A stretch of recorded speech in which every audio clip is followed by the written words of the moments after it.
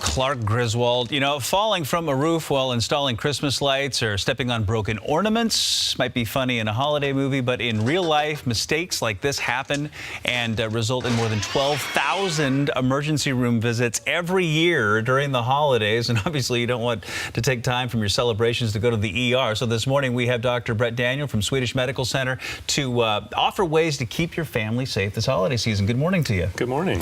All right, so what are the most common injuries you see this time of year? Far and away, I think the most common thing I see are back injuries. So people doing things they're not used to, lifting heavy ornament boxes that have been hiding in the basement in a crawl space, or scraping ice off the car. If we get snow, shoveling. So these things that really kind of throw their back into different ways. I imagine that the cold weather probably contributes to some of this stuff too. Yeah, absolutely. So, those family football games that people go out and play, you'll see a lot of pulled hamstrings or tweaks here and there from just not giving your body a chance to warm up. I think a lot of us adults feel like we're still 18 to 25 and our bodies are 40 to 50, and it's a little different ballgame. It sure is. Do you see more adults or kids this time of year? I think it's kind of a mix. With the kids out of school, they're out playing around, fall, hit their head. Parents are worried about concussions. Adults are out doing heavy lifting, hurting their backs, or go up skiing, and end up falling, hurting their neck or tweaking their knee. So it's a mix. Yeah, what about after the holidays when we're putting the decorations away? Yeah, I think, again, kind of taking things down from the eaves, like instead of Clark there, putting those things back in. People tend to lift and move things away from their body too much. I try to teach people to really kind of use your body like it's intended, keep things close.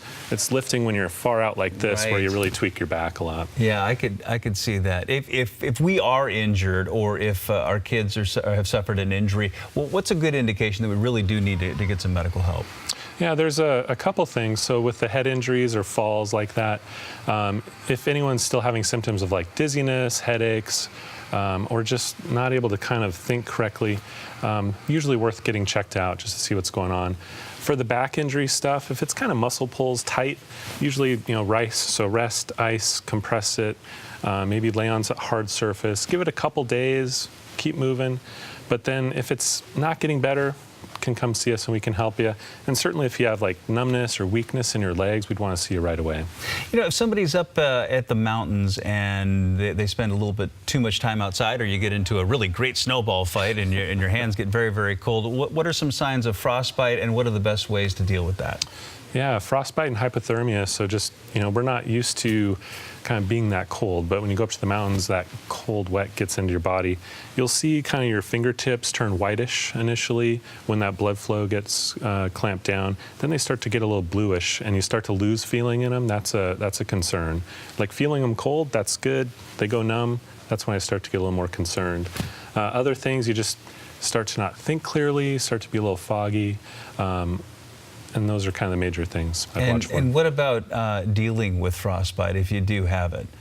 Yeah, if you do have it, so first thing is get wet, cold things off your body, get somewhere warm, get new layers on, and really try to warm up your core body temperature a little bit. Okay. Warm drinks, things like that go a long ways. Good stuff. Warm drinks. That sounds great right about now. Dr. Brett Daniel, thank you so much. Great to have you. Thank you for having me. Happy holidays. Happy holidays.